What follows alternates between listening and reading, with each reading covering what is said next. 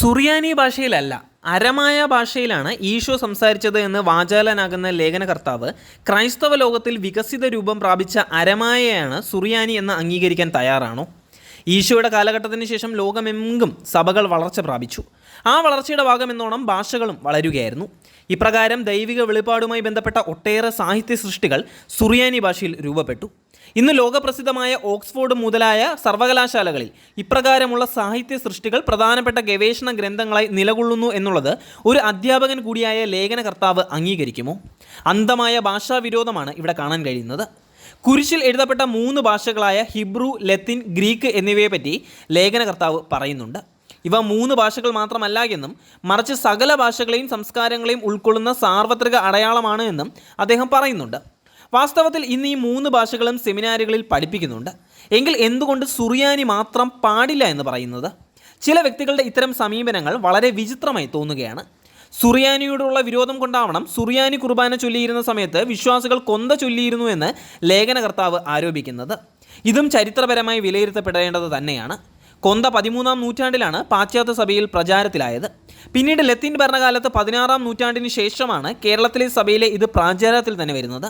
16-ാം നൂറ്റാണ്ടിന് മുമ്പ് വിശ്വാസികൾ കൊന്ത ചൊല്ലിക്കൊണ്ടായിരുന്നു വിശുദ്ധ കുർബാനയിൽ സംബന്ധിച്ചിട്ടുണ്ടായിരുന്നത്. കൊന്ത പ്രചാരത്തിലാകുന്നതിന് മുമ്പ് വിശ്വാസികൾ ഇവിടെ ജീവിച്ചിട്ടില്ലായിരുന്നു തുടങ്ങിയ ചോദ്യങ്ങൾ വളരെയധികം പ്രസക്തം തന്നെയാണ്. സുറിയാനി ഗീതങ്ങളോട് അസഹിഷ്ണുത കാണിക്കുന്നവർ നമ്മുടെ ദേശീയ ഗാനത്തെയും ദേശീയ ഗീതത്തെയും പറ്റി എന്താണ് പറയുന്നത്?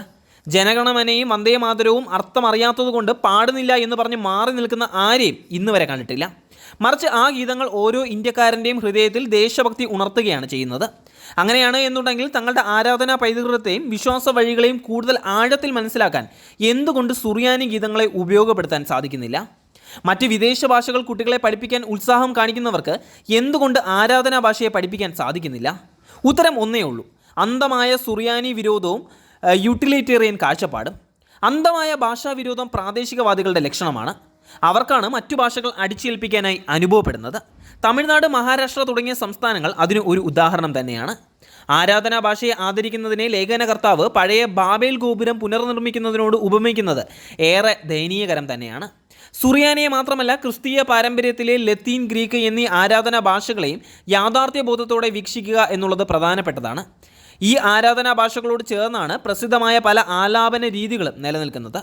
ഇപ്രകാരം ഗ്രിഗോറിയൻ ചാൻറ്റും ഗ്രീക്ക് ബൈസന്റീനും ചാൻറ്റുകളും സുറിയാനി ചാൻറ്റും സാർവത്രിക സഭയിൽ നിലനിൽക്കുന്നുണ്ട്. ഇത് ഈ സഭയുടെ അതിമഹത്തായ വൈവിധ്യത്തെയാണ് സൂചിപ്പിക്കുന്നത്. കത്തോലിക്ക സഭയിലെ ആരാധനാ വൈവിധ്യങ്ങളെ അംഗീകരിക്കാത്തവർക്ക് ആരാധനാ ഭാഷയും വിലമതിക്കാൻ സാധിക്കുകയില്ല എന്ന് പ്രസ്താവന ഈ കാലഘട്ടത്തിൽ ഏറെ വാസ്തവം തന്നെയാണ്.